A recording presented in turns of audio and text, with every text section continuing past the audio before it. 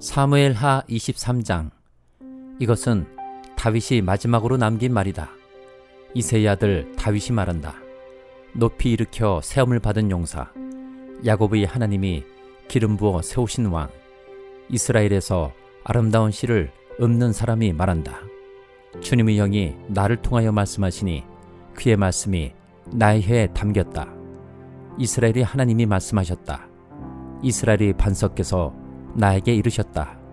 모든 사람을 공의로 다스리는 왕은, 하나님을 두려워하면서 다스리는 왕은 구름이 끼지 않은 아침에 떠오르는 맑은 아침 햇살과 같다고 하시고, 비가 온 뒤에 땅에서 새싹을 돋게 하는 햇빛과도 같다고 하셨다. 진실로 나의 왕실이 하나님 앞에서 그와 같지 아니한가? 하나님이 나로 더불어 영원한 언약을 세우시고 만사에 아쉬움 없이 잘 갖추어 주시고 견고하게 하셨으니 어찌 나의 구원을 이루지 않으시며 어찌 나의 모든 소원을 들어주지 않으시랴. 그러나 악한 사람들은 아무도 손으로 움켜쥘 수 없는 가시덤불과 같아서 쇠꼬챙이나 창자루가 없이는 만질 수도 없는 것, 불에 살라 태울 수밖에 없는 것들이다. 다윗이 거느린 용사들의 이름은 이러하다. 첫째는 다그몬 사람 요셉 바세벳인데 그는 세 용사의 우두머리이다. 그는 800명과 싸워서 그들을 한꺼번에 쳐 죽인 사람이다. 세 용사 가운데서 둘째는 아후아 사람 도도의 아들인 엘르아살이다. 그가 다윗과 함께 블레셋에게 대항해서 전쟁을 할 때에 이스라엘 군인이 후퇴한 일이 있었다. 그때에 엘르아살이 혼자 블레셋 군과 맞붙어서 블레셋 군인을 쳐 죽였다. 나중에는 손이 굳어져서 칼자루를 건성으로 잡고 있을 뿐이었다. 주님께서 그날 엘르아살에게 큰 승리를 안겨주셨으므로 이스라엘 군인이 다시 돌아와서 엘르아살의 뒤를 따라가면서 약탈하였다. 세 용사 가운데서 셋째는 하랄 사람으로서 아게의 아들인 삼마이다. 블레셋 군대가 레히에 집결하였을 때에 그곳에는 팥을 가득 심은 팥밭이 있었는데 이스라엘 군대가 블레셋 군대를 보고서 도망하였지만 삼마는 밭의 한가운데 버티고 서서 그 밭을 지키면서 블레셋 군인을 쳐 죽였다. 주님께서 그에게 큰 승리를 안겨주셨다.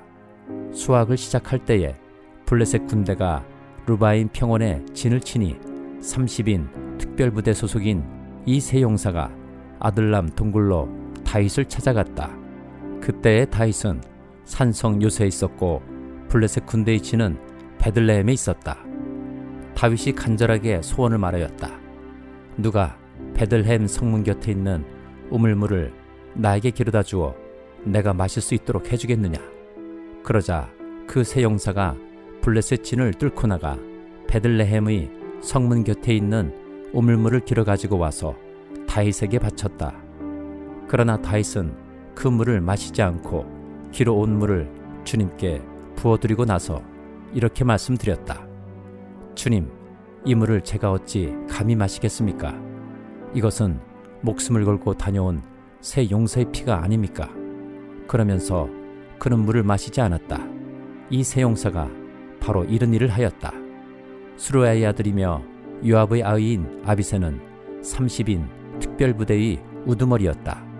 바로 그가 창을 휘둘러서 300명을 쳐 죽인 용사이다.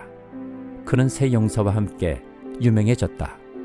그는 30인 특별부대 안에서 가장 뛰어난 용사였다. 그는 30인 특별부대의 우두머리가 되기는 하였으나 세 용사에 견줄만 하지는 못하였다. 여호야다의 아들인 브나야는 갑스엘 출신으로 공적을 많이 세운 용사였다. 바로 그가 사자처럼 기운이 센 모압의 장수 아리엘의 아들 둘을 쳐 죽였고 또 눈이 내리는 어느 날 구덩이에 내려가서 거기에 빠진 사자를 때려 죽였다. 그는 또 이집트 사람 하나를 죽였는데 그 이집트 사람은 풍채가 당당하였다. 그 이집트 사람은 창을 들고 있었으나 브나야는 막대기 하나만을 가지고 그에게 덤벼들어서 오히려 그 이집트 사람의 손에서 창을 빼앗아 그 창으로 그를 죽였다. 여호야다의 아들 브나야가 이런 일을 해서 그 세 용사와 함께 유명해졌다. 그는 30인 특별부대 안에서 뛰어난 장수로 인정을 받았으나 세 용사에 견줄만 하지는 못하였다. 다윗은 그를 자기의 경호대장으로 삼았다. 30인 특별부대에 들어있는 다른 용사들로서는 다음과 같은 사람들이 더 있다. 요압의 아우 아사헬과 베들레헴 사람 도도의 아들 엘하난과 하롯 사람 삼마와 하롯 사람 엘리가와 발디 사람 헬레스와 두고아 사람 이케스의 아들 이라와 아나돗 사람 아비에셀과 후사 사람 무분네와 아후아 사람 살몬과 누도바 사람 마하레와 누도바 사람 바하나의 아들 헬렙과 베냐민 자손으로 기브아 사람 리베의 아들 이때와 비라돈 사람 브나야와 가스 시내가에 사는 히때와 아르바 사람 아비알본과 바루흠 사람 아스마읒과 사알본 사람 엘리아바와 야산의 아들들과 요나단과 하랄 사람 삼마와 아랄 사람 사랄의 아들 아히암과 마아가 사람의 손자로 아하스베의 아들 엘리벨렉과 길로 사람 아히도벨의 아들 엘리암과 갈멜 사람 헤스레와 아랍 사람 바아레와 소바 사람으로 나단의 아들 이갈과 갓 사람 바니와 암몬 사람 셀렉과 수르야의 아들 요압의 무기를 들고 다니는 부에르 사람 나하레와 이델 사람 이라와 이델 사람 가렙과 헷 사람 우리야까지 모두 합하여 37명이다. 갈라디아서 3장. 어리석은 갈라디아 사람들이여, 예수 그리스도께서 십자가에 못 박히신 모습이 여러분이 눈앞에 선한데 누가 여러분을 홀렸습니까? 나는 여러분에게서 이 한 가지만을 알고 싶습니다. 여러분은 율법을 행하는 행위로 성령을 받았습니까? 그렇지 않으면 믿음의 소식을 들어서 성령을 받았습니까? 여러분은 그렇게도 어리석습니까? 성령으로 시작하였다가 이제 와서는 육체로 끝마치려고 합니까? 여러분의 그 많은 체험은 다 허사가 되었다는 말입니까? 참말로 허사였습니까? 하나님께서 여러분에게 성령을 주시고 여러분 가운데서 기적을 행하시는 것은 여러분이 율법을 행하기 때문입니까? 아니면 믿음의 소식을 듣기 때문입니까? 그렇지 않으면 여러분이 복음을 듣고 믿어서 그렇게 하신 것입니까? 그것은 아브라함이 하나님을 믿으니 하나님께서 그것을 의로운 일로 여겨주셨다는 것과 같습니다. 그러므로 믿음에서 난 사람들이야말로 아브라함의 자손임을 여러분은 아십시오. 또 하나님께서 이방 사람을 믿음에 근거하여 의롭다고 여겨주신다는 것을 성경은 미리 알고서 아브라함에게 모든 민족이 너로 말미암아 복을 받을 것이다 하는 깊은 소식을 미리 전하였습니다. 그러므로 믿음에서 난 사람들은 믿음을 가진 아브라함과 함께 복을 받습니다. 율법의 행위에 근거하여 살려고 하는 사람은 누구나 다 저주 아래에 있습니다. 기록된 바 율법책에 기록된 모든 것을 계속하여 행하지 않는 사람은 다 저주 아래에 있다 하였습니다. 하나님 앞에서는 율법으로는 아무도 의롭게 되지 못한다는 것이 명백합니다. 의인은 믿음으로 살 것이다 하였기 때문입니다. 그러나 율법은 믿음에서 생긴 것이 아닙니다. 오히려 율법의 일을 행하는 사람은 그 일로 살 것이다 하였습니다. 그리스도께서 우리를 위하여 저주를 받은 사람이 되심으로써 우리를 율법의 저주에서 속량해 주셨습니다. 기록된 바 나무에 달린 자는 모두 저주를 받은 자이다 하였기 때문입니다. 그것은 아브라함에게 내리신 복을 그리스도 예수 안에서 이방 사람에게 미치게 하시고 우리로 하여금 믿음으로 말미암아 약속하신 성령을 받게 하시려는 것입니다. 형제자매 여러분, 나는 사람의 관례를 예로 들어서 말하겠습니다. 어떤 사람이 적법하게 유언을 작성해 놓으면 아무도 그것을 무효로 하거나 거기에다가 어떤 것을 덧붙일 수 없습니다. 그런데 하나님께서 아브라함과 그 후손에게 약속을 말씀하실 때에 마치 여러 사람을 가리키는 것처럼 후손들에게라고 말씀하시지 않고 단 한 사람을 가리키는 뜻으로 너희의 후손에게라고 말씀하셨습니다. 그 한 사람은 곧 그리스도이십니다. 내가 말하려는 것은 이것입니다. 하나님께서 이미 맺으신 언약을 430년 뒤에 생긴 율법이 이를 무효로 하여 그 약속을 피하지 못합니다. 그 유업이 율법에서 난 것이면 그것은 절대로 약속에서 난 것이 아닙니다. 그러나 하나님께서는 약속을 통하여 아브라함에게 유업을 거저 주셨습니다. 그러면 율법의 용도는 무엇입니까? 율법은 약속을 받으신 그 후손이 오실 때까지 범죄들 때문에 덧붙여 주신 것입니다. 그것은 천사들을 통하여 한 중개자의 손으로 제정되었습니다. 그런데 그 중개자는 한쪽에만 속한 것이 아닙니다. 그러나 하나님은 한 분이십니다. 그렇다면 율법은 하나님의 약속과는 반대되는 것입니까? 그렇지 않습니다. 그 중개자가 준 율법이 생명을 줄 수 있는 것이었다면 이렇게 되면 분명히 율법에서 생겼을 것입니다. 그러나 성경은 모든 것이 죄 아래에 갇혔다고 말합니다. 그것은 약속하신 것을 예수 그리스도를 믿는 믿음에 근거하여 믿는 사람들에게 주시려고 한 것입니다. 믿음이 오기 전에는 우리는 율법의 감시를 받으면서 장차 올 믿음이 나타날 때까지 갇혀 있었습니다. 그래서 율법은 그리스도께서 오실 때까지 우리에게 개인교사 역할을 하였습니다. 그것은 우리로 하여금 믿음으로 의롭다고 하심을 받게 하시려고 한 것입니다. 그런데 그 믿음이 이미 왔으므로 우리가 이제는 개인교사 아래에 있지 않습니다. 여러분은 모두 그 믿음으로 말미암아 그리스도 예수 안에서 하나님의 자녀들입니다. 여러분은 모두 침례를 받아 그리스도와 하나가 되고 그리스도를 옷으로 입은 사람들이기 때문입니다. 유대 사람도 그리스 사람도 없으며 종도 자유인도 없으며 남자와 여자가 없습니다. 여러분 모두가 그리스도 예수 안에서 하나이기 때문입니다. 여러분이 그리스도께 속한 사람이면 여러분은 아브라함의 후손이요 약속을 따라 정해진 상속자들입니다. 에스겔 30장. 주님께서 내게 말씀하셨다. 사람아, 예언하여 전하여라. 나 주 하나님이 말한다. 너희는 오늘 슬퍼하고 통곡하여라. 그 날이 가까이 왔다. 주의 날이 가까이 왔다. 어둡게 구름이 낀 날, 여러 민족이 멸망하는 그때가 왔다. 이집트의 전쟁이 휘몰아치고 에티오피아는 큰 고통을 당할 것이다.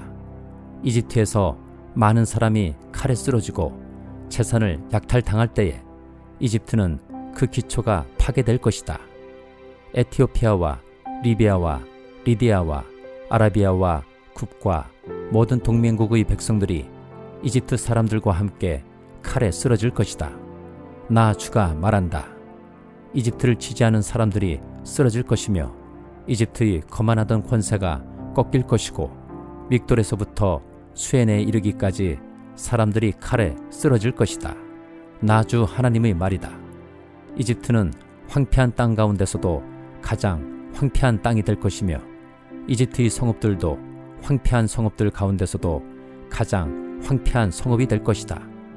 내가 이집트에 불을 지르고 그 돕는 자들을 멸절시키면 그때야 비로소 그들이 내가 주인 줄 알 것이다. 그날이 오면 내가 보낸 사자들이 배를 타고 가서 안심하고 있는 에티오피아 사람들을 놀라게 할 것이다. 이집트가 고통을 받는 바로 그날에 에티오피아 사람들이 고통을 당할 것이다. 정말 그 일이 닥쳐오고 있다. 나 주 하나님이 말한다. 내가 바빌로니아 왕 느부갓네살을 보내어 이집트의 무리를 없애버리겠다. 그 나라를 멸망시키려고 그가 민족들 가운데서도 가장 잔인한 군대를 이끌고 갈 것이다. 그들이 칼을 뽑아 이집트를 쳐서 칼에 찔려 죽은 사람들을 그 땅에 가득 채울 것이다. 내가 강을 마르게 하고 그 땅을 악한 사람들의 손에 팔아 넘기고 그 땅과 그 안에 풍성한 것을 다른 나라 사람이 황폐하게 만들게 하겠다. 나 주가 말하였다. 나 주 하나님이 말한다. 내가 우상들을 멸절시키며 멤피스에서 신상들을 없애버리겠다. 이집트 땅에 다시는 지도자가 나지 않을 것이다. 내가 이집트 땅을 공포에 사로잡히게 하겠다. 내가 상 이집트 땅을 황무지로 만들어버리고 소안에 불을 지르고 테베를 심판하겠다.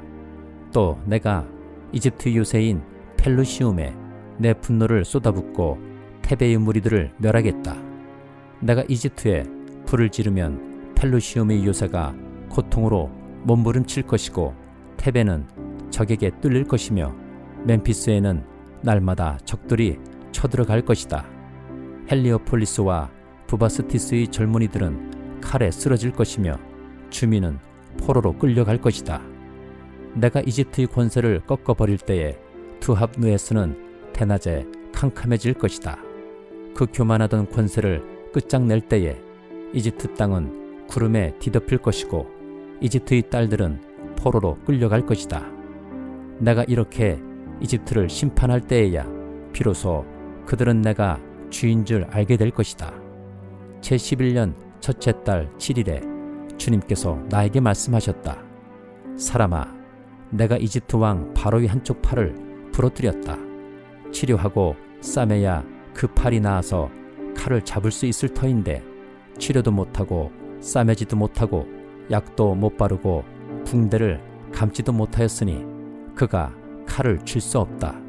그러므로 나주 하나님이 말한다. 내가 이집트 왕 바로를 대적하여 성한 팔마저 부러뜨려 두 팔을 다 못쓰게 하고서 그가 칼을 잡을 수 없게 하겠다.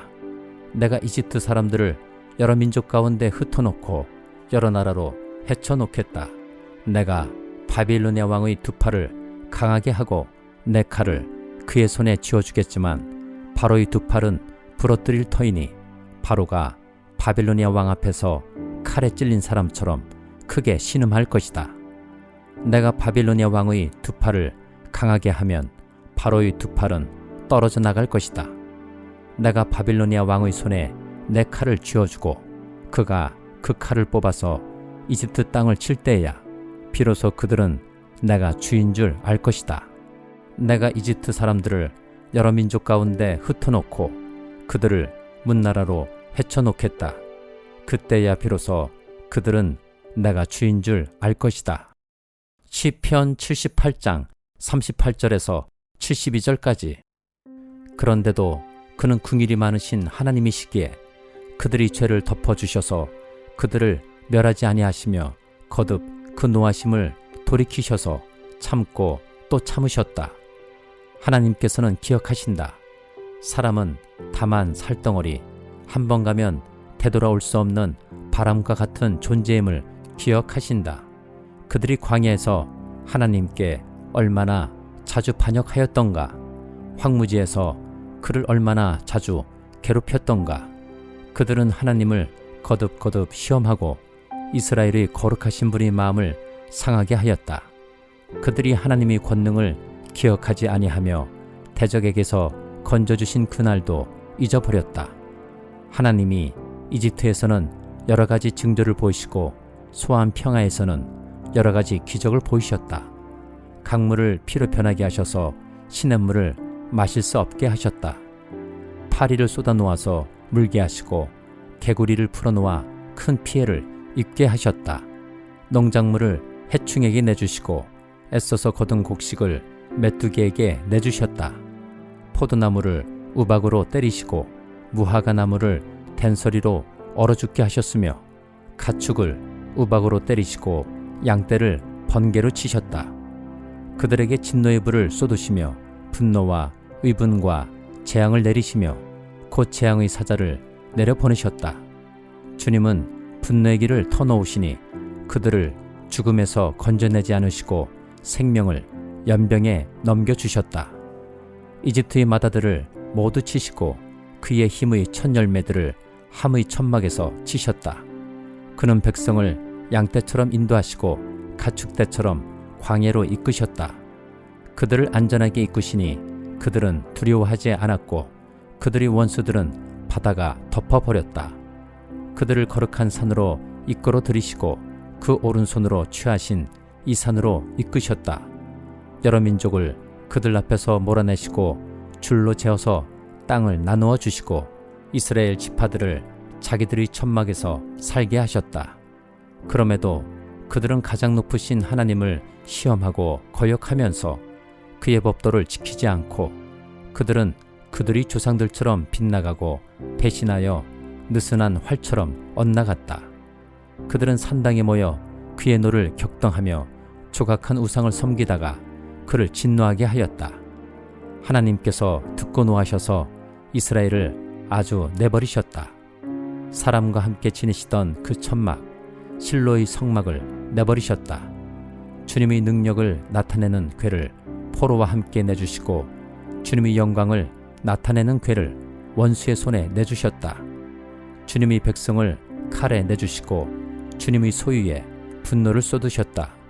불로 젊은 총각들을 삼켜버리시니 처녀들은 혼인 노래를 들을 수 없었다. 제사장들은 칼에 맞아 넘어지고 과부가 된 그들의 아내들은 마음 놓고 곡 한 번 못하였다. 드디어 주님은 잠에서 깨어난 것처럼 분연히 일어나셨다. 포도주로 달아오른 용사처럼 일어나셨다. 원수들을 뒤쫓아가서 쳐부수시며 길이길이 그들을 욕되게 하셨다. 그리고 주님은 요셉의 장막을 버리시고 에브라임 지파도 선택하지 아니하셨다. 오히려 유다 지파만을 선택하셨으며 그가 사랑하신 시온산을 뽑으셨다. 그곳에서 주님은 주님의 성소를 높은 하늘처럼 세우셨다. 영원히 흔들리지 않는 터전 위에 세우셨다. 주님의 종 다윗을 선택하시되 양의 우리에서 일하는 그를 뽑으셨다. 암양을 돌보는 그를 데려다가 주님의 백성 야곱과 주님의 유산 이스라엘이 목자가 되게 하셨다. 그는 한결같은 마음으로 그들을 기르고 슬기로운 손길로 그들을 인도하였다.